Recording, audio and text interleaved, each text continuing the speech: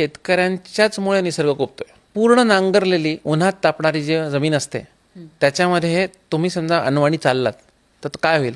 म्हणजे around temperature 44 degree मराठवाड्यात येतं, जमिनीचं टेम्परेचर 70 डिग्री असतं, पायाला फोड येतील. ओके, अशा पूर्ण नांगरलेल्या जमिनीमध्ये जमिनी उघड्या करून लोक सोडतात नांगरून. आमची जमीन 2021-22 पासून नांगरलेली नाही आहे. तर आम्ही एक रिजनरेटिव्ह फार्मिंग म्हणून प्रॅक्टिस करतो. तर रिजनरेटिव्ह फार्मिंगमध्ये आमचे 6 नियम आहेत. एक, जमिनीचे हलवा बंद करणे.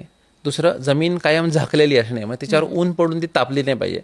तिसरं, जमिनीत कायम जिवंत अथवा मृत मुळं असणे. म्हणजे काय, हुमणी अळी म्हणून एका अळीचा त्रास लोक म्हणतात, हुमणी अळी आहे म्हणून मेटारायझियम सोडा, हे सोडा. आमच्याकडे हुमणी अळी अर्ध्या फुटावर सापडते, पण आमचं पीक खात नाही. कारण या हुमणी अळीचं नैसर्गिक खाद्य आहे सडलेली मुळं. आणि ती तुम्ही सोडत नाहीत. शेतकरी म्हणतो माझ्याकडे दात कोरायला काडी नाहीये, एवढं स्वच्छ आम्ही शेत ठेवलंय. आमचं म्हणणं असं, त्याच्याचमुळे हुमणी तुझं पीक खातीये, कारण तिचं जे अन्न आहे ते तू काढून घेऊन जाळतोयस. तर आम्ही तिथे मागच्या पिकाचे अवशेष सोडतो, तणाचे अवशेष सोडतो, आणि त्यामुळे तिथे हुमणी अळी तिला खायला कायम असतं. हे तिसरं झालं. चौथं, जैवविविधता. आता जैवविविधता नुसती पिकामध्ये नाही तर पक्ष्या प्राण्यांमध्ये पण वाढते. आता तुम्हाला सांगितलं मी 24 पिकं एका वेळेला घेतो, 24 भाज्या अर्ध्या एकरात, 1 एकरात जिथे पण लावतो 24 भाज्या लावतो, आणि 6 भाज्या एका बेडवर लावतो. तर हे लक्षात घ्या, तुम्ही समजा थाळी रेस्टॉरंटमध्ये गेलात आणि एक मोठी गुजराती किंवा मारवाडी थाळी अशी मस्त वाढली आहे. आता त्यामध्ये 4 भाज्या आहेत, कढी आहे, आमटी आहे, खूप काय काय प्रकार आहेत. आता तुम्हाला ती थाळी वसूल करायची, मग तुम्ही अनलिमिटेड थाळी 400 रुपयाला खाताय, तुम्हाला वसूल करायचे, तर तुम्ही ती थाळी अख्खी 6 वेळा खाल का? नाही खाऊ शकत, राईट.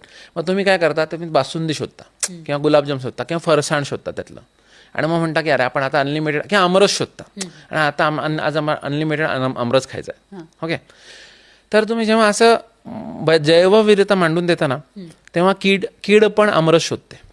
म्हणजे काय होते की तुमचा समजा 1 एकर टोमॅटो आहे, तर टोमॅटोवरची कीड 1 एकरात पूर्ण पसरू शकते.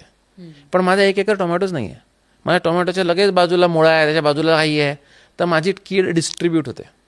त्याच्यात पण कीड त्या पिकावर सगळ्यात जास्त जाते, ते त्यांना आवडतंय. तर माझ्याकडे एक हादगा आहे जो हायली न्यूट्रिशियस, हाय प्रोटीन आहे, सगळा मावा तिकडे जाणार आहे, त्याच्यामध्ये चवळी आहे, उरलेला मावा त्याच्यावर जाणार आहे. त्यानंतर लक्षात आलं तर माझी कीड होते डिस्ट्रीब्यूट, त्यामुळे माझं पीक खराब होत नाही. ओके, हे त्या प्रिन्सिपल्स आहे. आता नुसती डायव्हर्सिटी क्रॉपची आहे का, तर प्रत्येक क्रॉपवर वेगळी कीड येते आणि वेगळ्या किडीला खाणारी वेगळी कीड येते.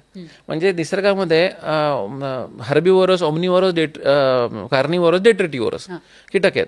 तर हर्बीवोरस किडा आले की ओमनीवोरस, कार्निवोरस येतातच, तर ती पण व्हरायटी येते.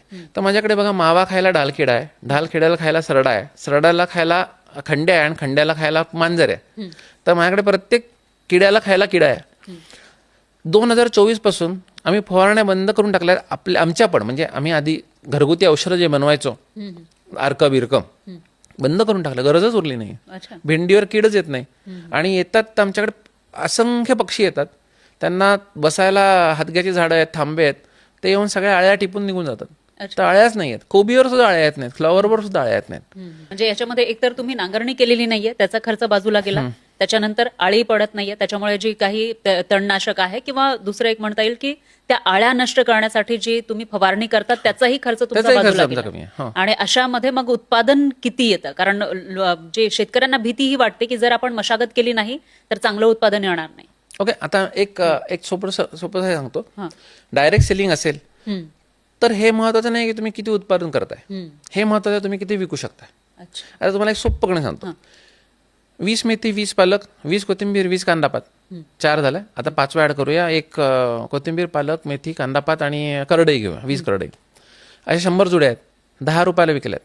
ओके, डायरेक्ट सेलिंग आहे. 100 जुड्या, 10 जुड्या प्रत्येकी करायला एक एवढूसं वाफा सुद्धा पुरतो.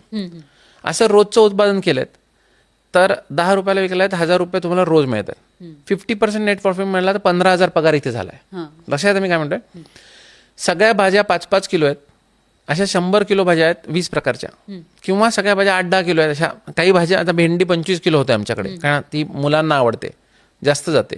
गवार जास्त होते, वांगी कमी होतात, टोमॅटो कमी होतात, टोमॅटो जास्त होता, सॉरी, कारण त्या सगळ्यात घालते जातात. तर प्रोपोर्शनेटली भाजी घेतली तर 100 किलो भाजी आहे. माझ्यासारखं 100 रुपये किलो पण रेट नको धरायला, 70 रुपये घेऊया. तर ते किती झाले 60,000 हां नाही हां 60,000 झाले ना. हां तर 60,000 ते आणि 1,000 हे असं 8,000ची भाजी झाली. 50% धरूया 4,000 खिशात गेले. 4 त्रिक 12 1,20,000 झाले. असं येतं.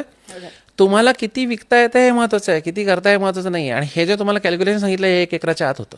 अच्छा हे मी सांगितलं ना 100 किलो भाजी आणि या माझ्यामध्ये 1 एकराच्या आत होतं. कुठलाही शेतकरी याला पडताळून बघू शकतो. ओके तर मेंटॅलिटी स्विच झाली पाहिजे की आज सगळ्यात पहिले मार्केट सेट करा, डिमांड वाढवा. मी शेती डायरेक्ट 10 एकरांनी 5 एकरांनी 4.5 एकरांनी सुरू नाही केली. अच्छा मी 1 गुंठ्यानं सुरू केली.